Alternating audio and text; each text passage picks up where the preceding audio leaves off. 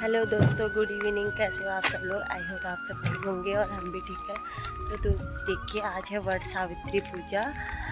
तो हम जा रहे हैं मंदिर आगे। अब हम पहुंचने वाले हैं मंदिर में। तो देखिए, सबसे पहले लेंगे माता रानी का आशीर्वाद। माता रानी का आशीर्वाद लेके ही सत्यवान और सावित्री वट सावित्री की पूजा हम शुरू करेंगे। तो यहाँ बहुत सारी औरतें अपनी अपनी बारी का इंतजार।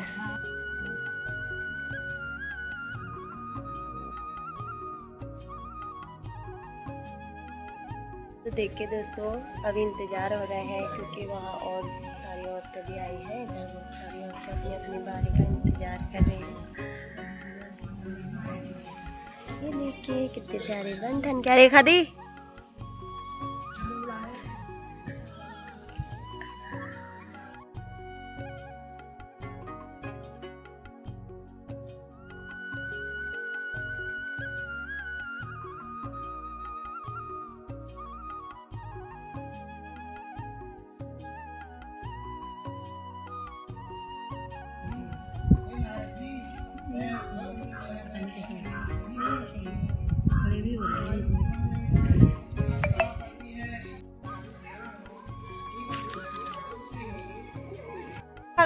सब सामान लानो अब आते तो नर्सिंग कल जगह बरे था और उनका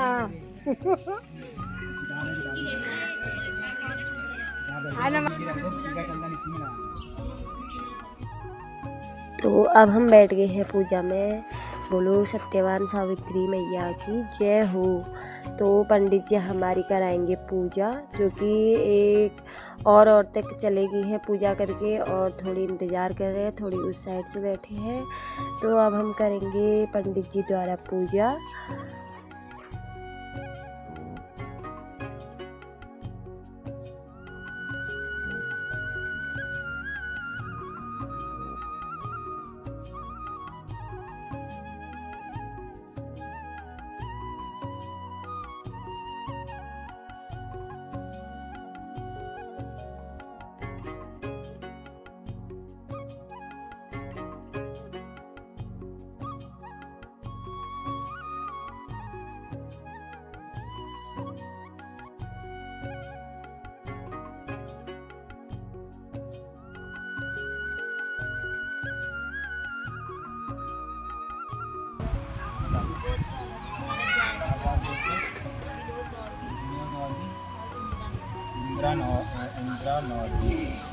ओम दान वाक्यम उपनिधन वट पूर्वते ये बाणे दीर्घ गदात्म।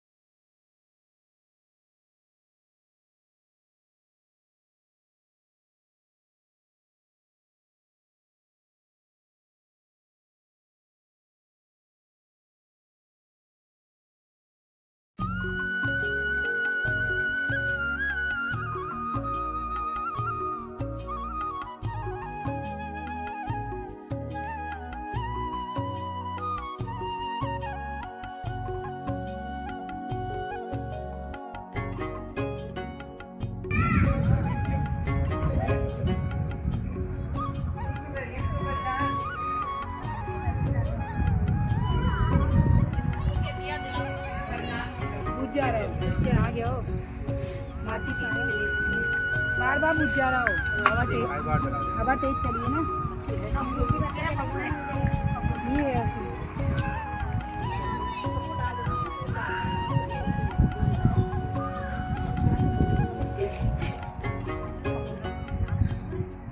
इकट्ठा कर रहा हूँ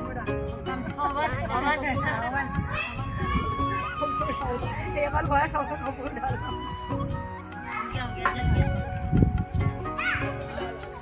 अब बुझ जाएगा।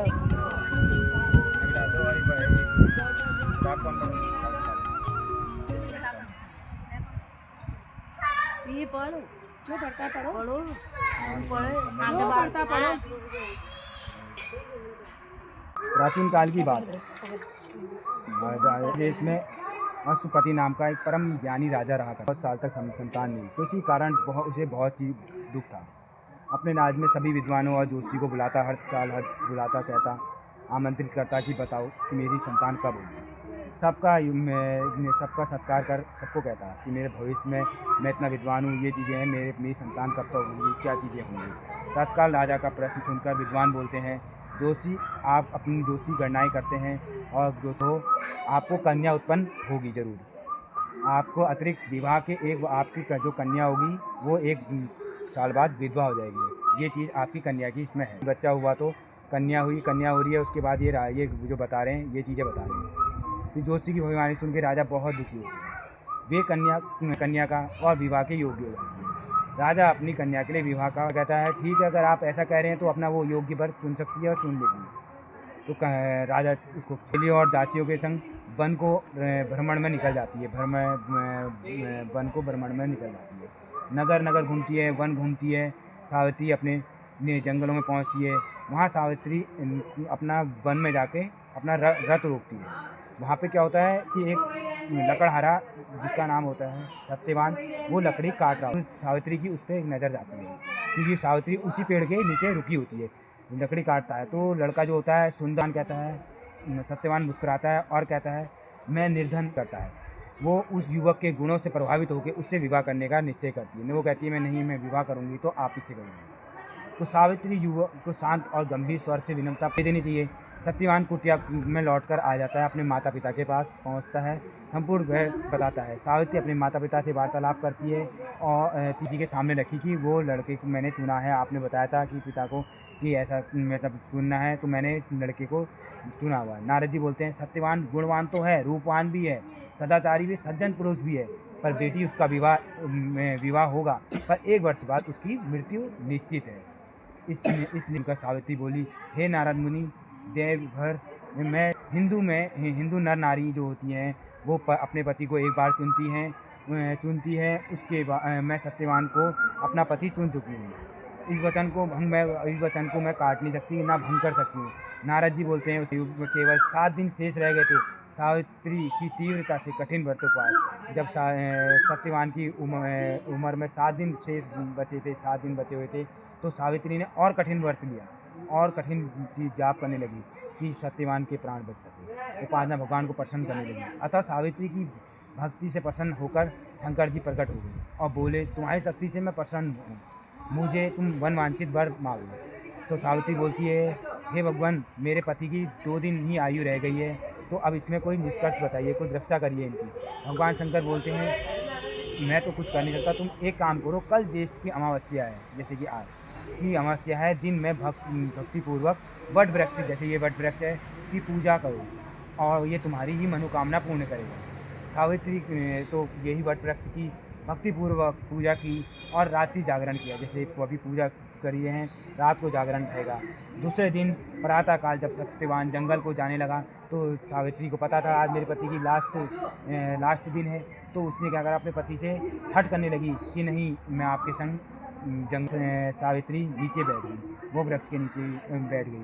सत्यवान ने कहा, नहीं, मेरे सर में दर्द हो रहा है, मैं वृक्ष से नीचे उतर आया। और सावित्री ने बोला, मैं अपना सर मेरे सिराने पर रख दो, पीड़ा हो रही, आराम करना चाहता हूँ। तीव्रता से धर्म का पालन करते सावित्री चिंतित होने लगी। सत्यवान को कुछ ही देर में मूर्छा आ गई, क्योंकि सत्यवान का समय आ चुका था, उसे जाना ही था, तो उसे मूर्छा आ गई। यमराज हूँ, तो हे तुम्हारे पति के प्राण लेने आया हूँ, मैं तुम्हारे पति के प्राण लेने आया। सावित्री यमराज के पीछे पीछे चल पड़ी। अब उसके पति के प्राण ले लिए थे। सावित्री कहती, आप मेरे पीछे पीछे मत आइए, कहाँ आएंगी आप, मैं मृत्युलोक को जा रहा हूँ, आप मत आइए। तभी सावित्री नहीं मानी, बोले, तुम अपने पति के प्राण देने के बदले अतिरिक्त मुझसे कुछ और मांग लो। अपने पति के प्राण मुझसे ले रही हो, उसके बदले कुछ और आप मुझसे मांग लो। उसने यमराज से 3 वर मांगे। 3 वर क्या थे कि हे धर्मराज, मेरे जो अंधे माता पिता हैं उनको नेत्रवान कर दो। हे धर्मराज, मेरे सास ससुर का राजपाट था जो छिन गया था, वो लौट आए। उसने कहा, दोनों में उसने तथास्तु कह दिया। सावित्री और देश थी। उसने तीसरा वर उससे ये मांगा कि हे तीसरे वर में ये मांगा कि मुझे पुत्रवती कर दो। धर्मराज 2 तो दे चुका था, तीसरे में भी गड़बड़ा गए। वो उन्हें कहा धर्मराज ने तीसरे वर में स्वीकार, उन्हें कहा स्वीकार, तीसरा वर भी उन्हें स्वीकार कर दिया। वरदान देकर धर्मराज शीघ्रता से आगे जाने लगे। कि क्या कहते हैं, सावित्री अभी भी मेरे पीछे पीछे आ रही है। अब वो सावित्री को मना करे तो कैसे करे, तो पीछे पीछे आने लगी। तो वो अब क्रोध हो गई। उन्होंने कहा मैंने तो तुमको 3 वर मांगे थे, 3 वर तुम्हारे पूरे कर दिए, तब भी तुम मेरे पीछे दिया। फिर आप मेरे पति के प्राण लेके जा रहे हैं। अब पति के बिना मैं कैसे पुत्रवती बनूंगी? अब आप बताइए। सावित्री का तर्क सुनकर और अपने वरदान देने की गलती के अनुभव कर धर्मराज खुद बौखला गए और पुनः अंकित होकर सोचने लगे। सावित्री बड़ी चतुरता से, तूने मुझे धर्म संकट में डाला। जाओ, वरदान, मेरा वरदान असत्य नहीं होगा। अपने पति के पास जाओ, तुम्हारे पहुँचते ही सत्यवान जीवित हो जाएगा, उठेगा। सावित्री चल दी। सावित्री अपने पति के पास लौटकर आई तो वह उसका पति जीवित हो उठा। दोनों प्रसन्न होकर घर आए। कुछ ही समय में यमराज के दोनों वरदान भी पूर्ण हो गए। सावित्री के सास ससुर की आंखें लौट आई और उनका राज्य भी उन्हें वापस मिल गया। यह सब वर्ष सहायता अमावस्या के कारण व्रत के प्रभाव से हुआ। इस व्रत को सर्वप्रथम सावित्री ने मनाया। सर्वप्रथम जिसने मनाया था वो थी सावित्री। अतएव इस व्रत का दूसरा नाम वट सावित्री वट भी हुआ है। हे भगवान, सब बोलेंगे हे भगवान, जिस प्रकार, सब बोलना हे भगवान, जिस प्रकार आपने सावित्री के अटल सुहाग दिया, वैसे ही सबों को देना। जो आपका भक्तिपूर्वक व्रत करे, प्रत्येक सौभाग्यवती स्त्री के लिए यह व्रत अवश्य होता है। हे प्रभु हरे पूज। हाँ, हाथ लगा लेंगे।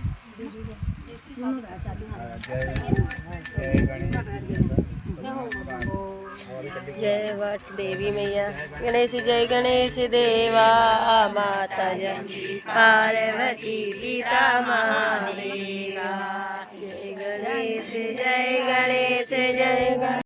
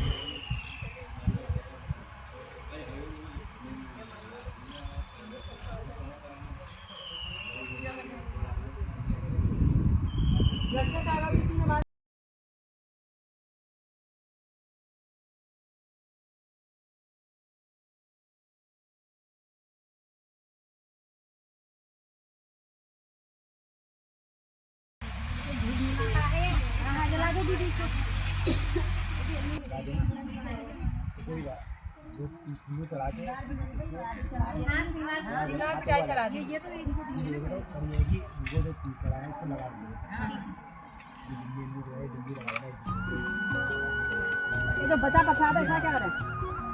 ये लगाएंगे बांधे चना भी चना तो आप खाओगे, वहाँ चढ़ाने की चढ़ाई थी 12 यहाँ चला दी ना।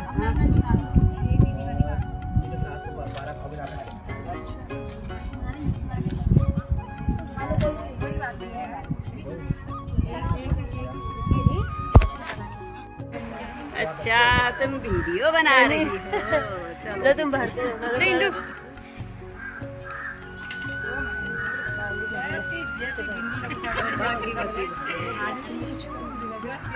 वीडियो में मांग भी भरा